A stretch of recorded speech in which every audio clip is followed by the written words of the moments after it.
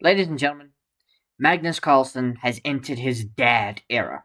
He is now a father of some time now, after his wife gave birth. Yesterday, in the confessional at Norway Chess during round 2, he was cracking dad jokes all over the place.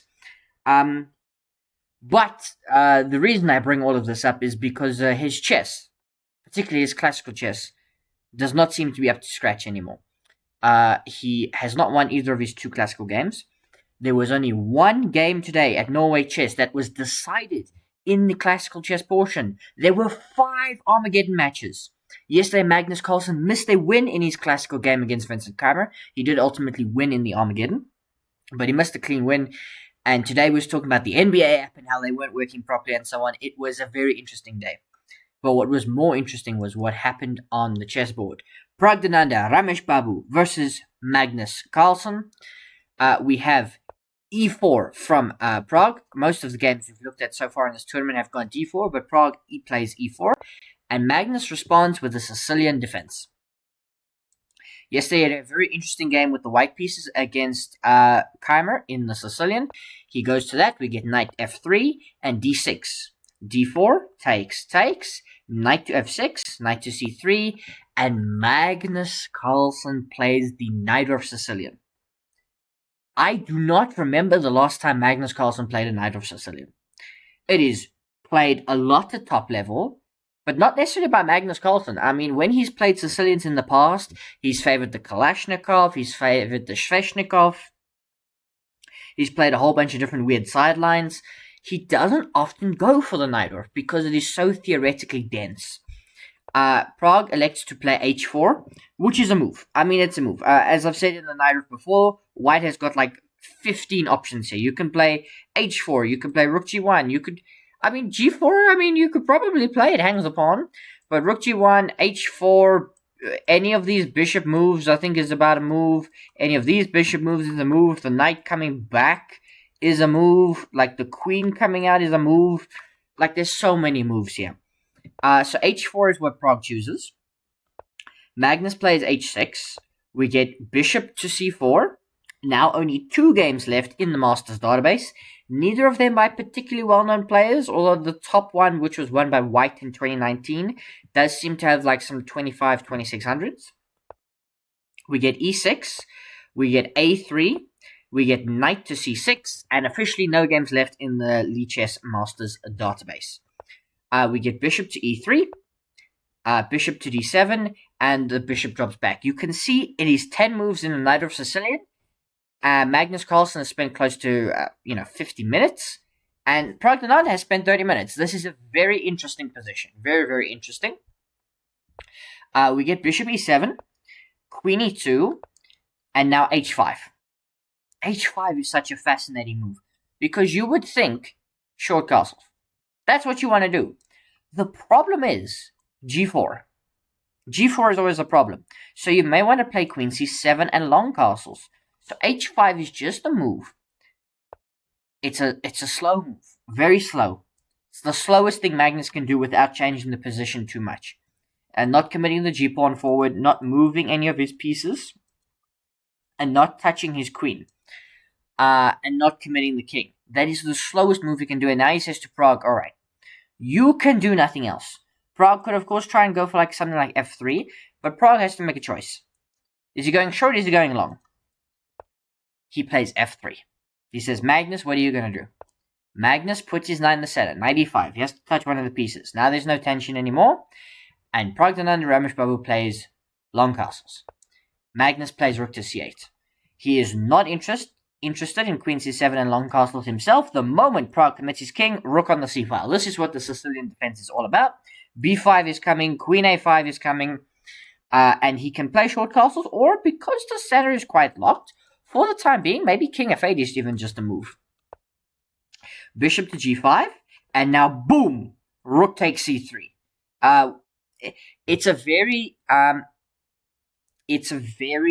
common sacrifice in these types of structures, in these Sicilian structures, removing the knight for the rook, because you're going to get short castles and get the other rook on the c-file. You damage the structure around the king.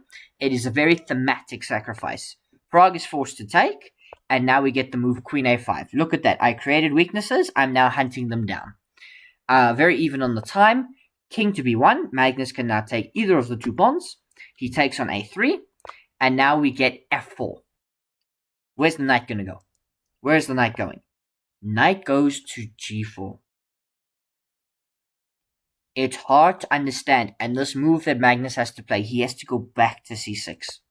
This is such a difficult move, because it doesn't feel right to go backwards, and especially to the square you were just at, because you went there. You want to continue to come forwards. Knight g4 is wrong, because here, like, white can play like rook h3, and you can play short castles, and e5, and you're not scared, because you can just play d takes e5, f takes e5, and now you can play knight to g4. The other knight goes this way. This knight on c6 guards the bishop, so you could offer this exchange, and you're completely fine. With this knight going to g4, now e5 is very potent. Because takes, you have to go like to h7, and now look at this, queen d2. What a move. You would think bishop takes, king takes, but no. Or I mean, the queen could go back. Queen could take. But no, we don't actually want this.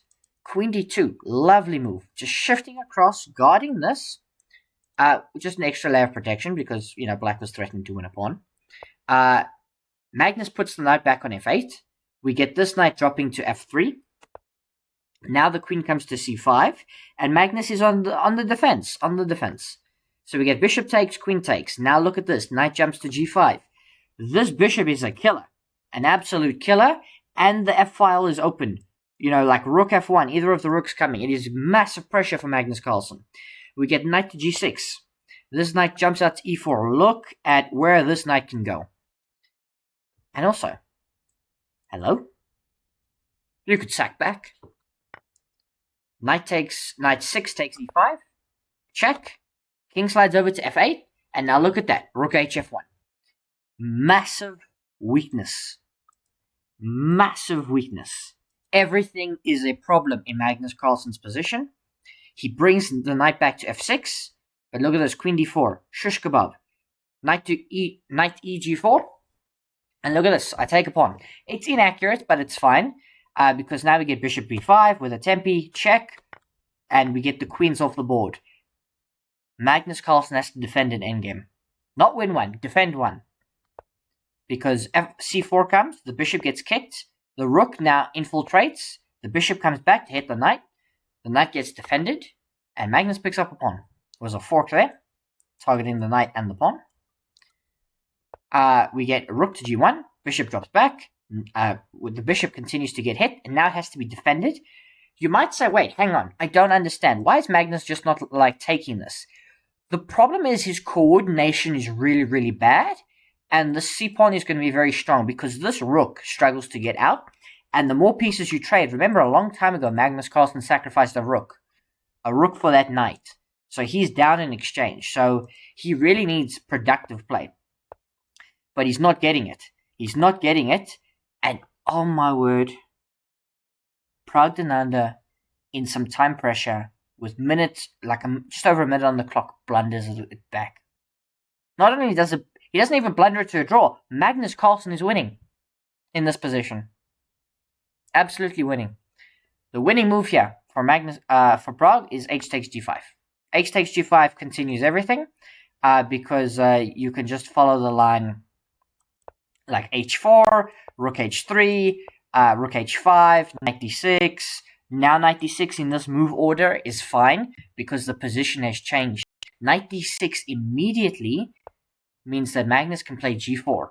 Now there is no capture, this bishop is supported, and you've got some problems. Yes, you can give me a check, I can go out to f6, and Magnus Carlsen is winning. The knight drops back. Now this is a pin on the knight. It can't move because I would lose the rook. But what if I could take it? Knight takes d6. You might say, wait, I don't understand. Isn't this a free rook? It is. And it's crazy because knight takes d6 is a mistake. The engine prefers bishop c6 to defend the knight. It prefers this. Magnus instead goes for tactics because there's knight takes d6. When you take my rook, I get my knight out of the tempi on your rook. And what I have is 2 knights versus 2 rooks. The rook is also has to go back, and now we get this check, and we get this, and the rook is basically trapped. It can go here, and Magnus goes for g3, and he's lost. Time pressure. His idea is to push this pawn down the board, but he's not going to be able to, because g3 loses 1 move only, well, to 2 moves.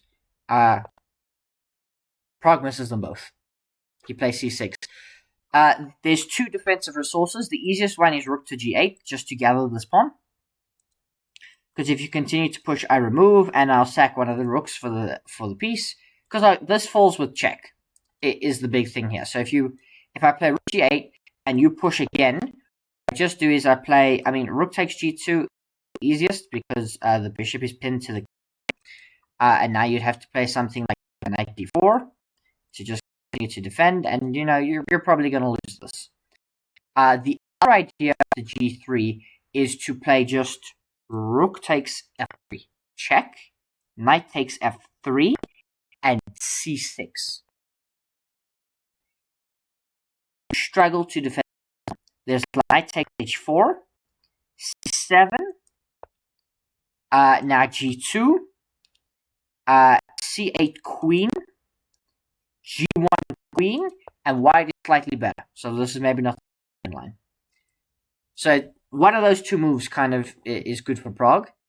He plays c6, which allows just king g7. What is Magnus doing? Magnus misses the win again. Now he can play g2. Because rook takes f3. There's king g7 now. This rook hangs. And the thing is, you can't even give a check. And you can't come back and I promote. It's a draw because there's rook takes h5. And now if I queen, you lose because of rook g5. And then you would sack the queen for the rook.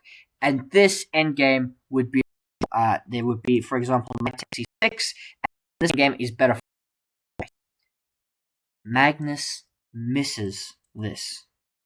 There was only 1 defensive resource in that position, but Magnus misses this. This is a draw. Instead, he plays king g7 in this order because he unpins the bishop. But now there's c7, and you don't have time. You have to bring the bishop back to b7. The rook comes in, and now you play g2. And Magnus, plays g2 and resigns.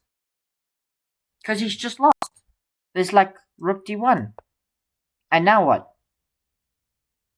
You can't stop promotion. Because if you promote, I sack the rook. You take back, I take your bishop. And I promote. You can't stop it. Magnus Carlsen goes down to Praggnanandhaa Ramesh Babu. An absolutely ridiculous game. Absolutely ridiculous. In terms of the other results, they were interesting. So, Alireza Firouzja won with the black pieces against Gukesh in the Armageddon. So did Wesley So. He defeated Vincent Keymer. Anna Musachuk defeated Hampi Konaru. In all the women's games went to Armageddon. Anna Musachuk getting the win against Hampi Konaru. There was a draw between Divya Deshmukh and Bibi Sara. Divya had the black pieces in that game, so because of the draw odds, she won that Armageddon. And then Zhu Jin and Zhu Wenjun ended in a draw. Zhu Jin had the black pieces in that game, got the draw odds, and so she ended up with the victory points. So, after 3 rounds of Norway Chess, your standings look as follows. After 3 rounds, in the open section, it is Alireza Firouzja that still leads the way after his victory today in Armageddon. He had 2 classical victories to go along with that, so 7.5 points. Praggnanandhaa moves up to 4.5 and into a clear second place. Then it's Wesley So on 4, Gukesh on 3.5, 3 points for Vincent Keymer, and Magnus Carlsen in Norway Chess, in his home country, rock bottom of the standings. 2 classical game defeats, 1 victory in Armageddon, 1 missed victory in a classical match. The women's section, Bibisar Asubayeva still leads the way. Divya Deshmukh is now a point behind her. Bibisara on 5.5, Divya on 4.5, 4 points each for Anna Musachuk and Zhu Jena, 3 points for Ju Wenjun, and Humpy Konaru on 2 points. Really, really interesting event so far. There are 7 rounds to go, and then we will have our winners of Norway Chess. What do you think of the event so far, ladies and gentlemen? Let me know in the comments down below.